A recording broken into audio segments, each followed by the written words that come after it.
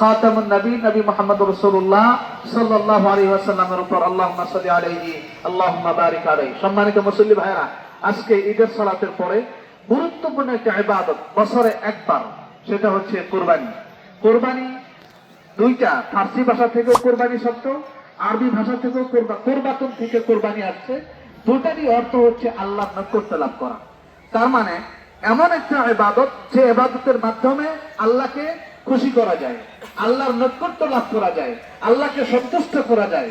তাহলে ভাই, যে ইবাদতের মাধ্যমে আপনি আল্লাহ সন্তুষ্টি পাবেন, এটা নামটাই হচ্ছে আল্লাহর নৈকট্য লাভ করা।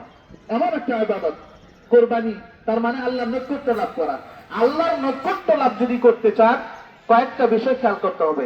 এক, কুরবানি করতে হবে একমাত্র আল্লাহকে সন্তুষ্ট করার জন্য।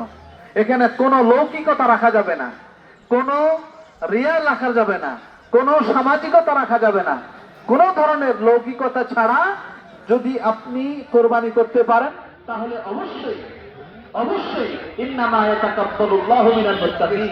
আল্লাহ ঘোষণা দিয়েছেন যে আল্লাহ সুবহানাহু ওয়া তাআলা মুত্তাকিদের কোরবানি কবুল করে থাকেন, মুত্তাকিদের আমল আল্লাহ কবুল করে থাকেন।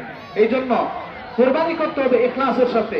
আল্লাহ কোরআনে বলে দিয়েছেন, কুল ইন্না সলাতি ওয়া নুসুকি ওয়া মাহইয়ায়া ওয়া মামাতি লিল্লাহি রাব্বিল আলামিন।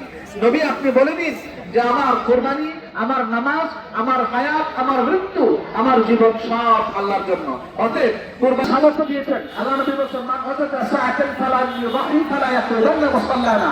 আল্লাহ যাকে সামর্থ্য দিয়েছেন কোরবানি করার মতো, উনি যদি কোরবানি না করেন, আল্লাহ নবী ধিক্কার দিয়ে বলছেন সে যেন আমাদের ঈদগাহে অর্থাৎ মুসলমানের ঈদগাহে জামাতে না আসে।